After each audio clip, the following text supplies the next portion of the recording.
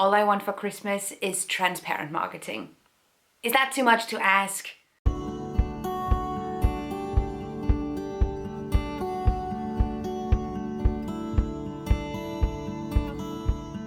Hello everybody and welcome back to my channel. My name is Gitte Mary, and first of all, excuse my voice today. It might be a little bit coarse.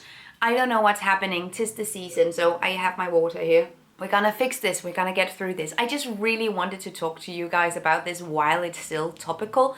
I mean, to some extent, consumerism and marketing strategies that will mislead us is always topical, but you catch my drift. We are in peak consumer season. So I think this is important to talk about, and it's anti-ads. It's something that I've noticed more and more brands doing and using it as a tool to build brand identity. And I think it's really important that we're able to decipher what they're actually doing and what this actually means. And also, it's just a really interesting marketing strategy that we're continuously seeing with brands that are more sustainable, more conscious, more eco-friendly, or that tries to be. So let's dive into the rise of anti-ads. So when we typically think of ads, we think of something in the lines of, this is our product, it's amazing, I think you should buy it, it will definitely make your life easier and better, it will also make you look more beautiful, I think you should buy it, it's very cheap right now, limited edition, I think you should get it, it's pretty good, buy it now, please. We know you need this. So what is an anti-ad? Well, that's when a brand on purpose makes themselves less desirable or actively recommends consumers to not buy their product. And it's kind of brilliant, actually. From a marketing perspective, this is an incredibly clever tool. There's been many examples of anti-ads through the decades, but I think one of the first ones, and one of the most iconic ones, is this Volkswagen Beetle ad from the 60s.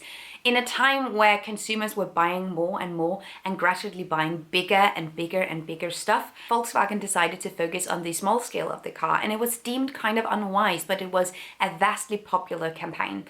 And it's something we still talk about and refer to today. It's sort of a weird reverse psychology where the disadvantage of a product becomes its selling point. An example of an anti-ad that has become kind of iconic as well and more current is the Patagonia "Don't Buy This Jacket" ad. And while we've seen anti-ads before that and after that, this campaign did something kind of spectacular because they not only told consumers to not buy their product, they also included an account of the impact. It included CO2 emissions from production, it included water consumption to produce this jacket. What's the benefit of that?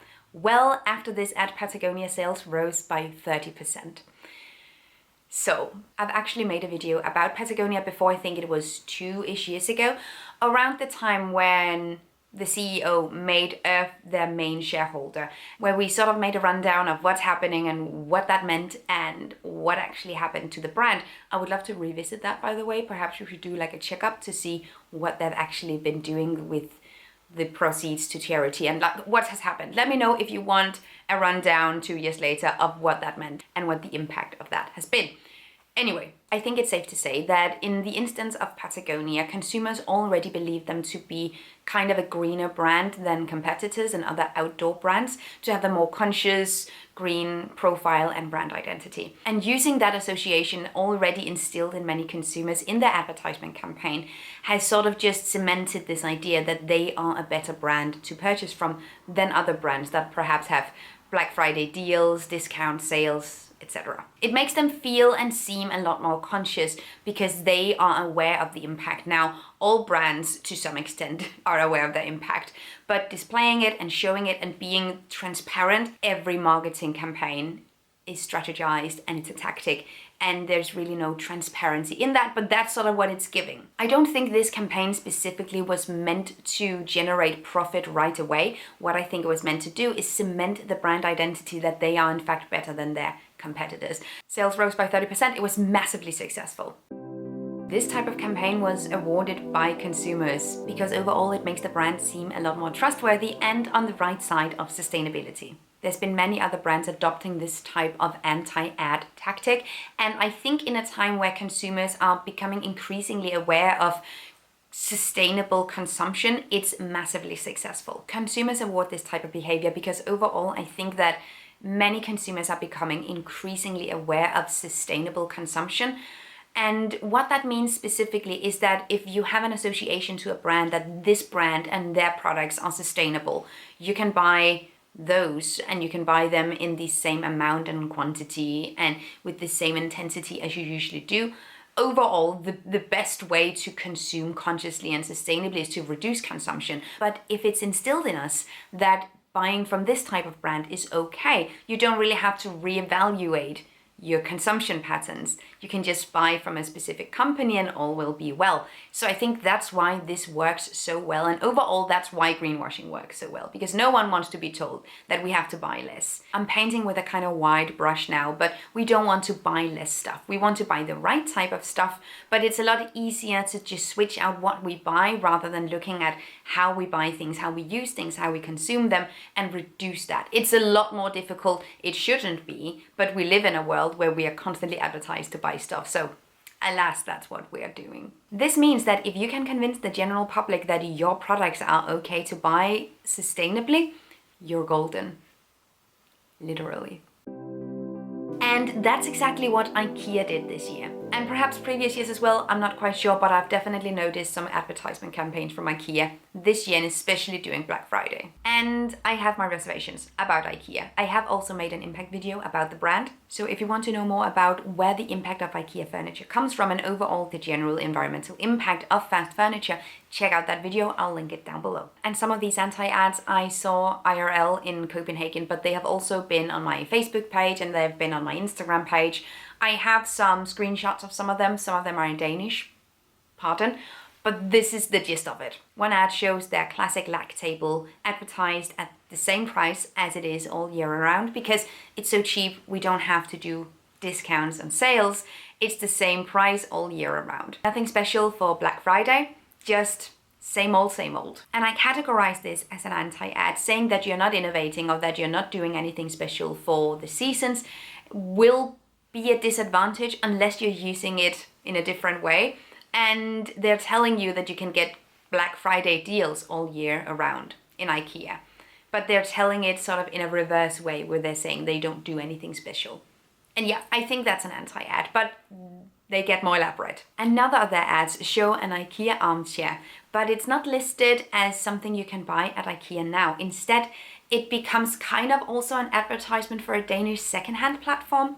They're recommending consumers that they buy and sell their IKEA furniture via a different platform instead of going out and buying it from IKEA. That's definitely anti-ad potential. Basically recommending consumers to not buy products from new, but rather buy something that's already in the waste stream. Very anti-ad, but I think still very good for the bottom line. A third ad, which I have seen online, shows normal, regular IKEA furniture and home decor accessories with a 1000% markup on the price from the usual prices, which is definitely not accessible for consumers buying at IKEA, making these products completely unattainable for the people that shop in their stores. And I think it's a sarcastic nod to the amount of sales and discounts that we're seeing during Black Friday, and they're going in the completely other direction from that. It's actually kind of brilliant for all the same reasons that Patagonia's ads were brilliant, but IKEA is by no means a climate saint. And I could spend hours talking about how their sustainable cotton program actually makes it harder for small cotton farmers to be certified via a third certification body like GOTS, how they get wood from illegal forestries in Eastern Europe, or, how their entire business model is based on the fact that furniture can now also be disposable. But these ads are doing an amazing job at positioning IKEA in the cool, conscious and sustainable brand category, although I don't think they belong in that category whatsoever, and I don't think they're ever going to belong there, no matter how many plant-based hot dogs or resale advertisements they're running. Their business model is inherently unsustainable, and all the solutions to make the brand more appealing, more conscious, more green are all symptomatic solutions that doesn't really tackle the main issue, which is that it's impossible to create a supply chain where people are paid fair wages and where you don't exploit natural resources and also sell products at the cheap prices that they're doing. Those two are completely unalignable. But that doesn't matter at all because they are now positioning themselves in a place where they look more conscious because they are not recommending people to buy their stuff. It's actually bloody brilliant. One could argue that this is in fact greenwashing. And while you're not actually hearing IKEA claim anything regarding the sustainability of their product, they're using this as a step towards forcing an association in consumers that IKEA is a sustainable brand. I think it's pretty safe to speculate that IKEA has been researching anti-ads and saw what Patagonia was doing and said, we're gonna do this as well, and they're hoping for a similar outcome in the bottom line. They're hoping for similar increase in sales. I think, now I'm only speculating, but I think it's a pretty safe bet. I would love to hear if you guys have any examples of anti-ads and what those might be. Let me know what you think of IKEA's ads or Patagonia's ads down below in the comments. Are ads like this misleading? Is it a new type of greenwashing? What can the potential downsides to advertising like this be? Let me know in the comments down below, and thank you so much for watching. Have an amazing day, and I will see you guys next time. Take really good care of yourselves. Until then, bye. Thank you so much for watching this video, and also a special thank you to my Patreon supporters. You guys help me create green zero waste content, and I love you guys. You can find the links to my social media accounts down below and the link to my Patreon on this screen. Bye!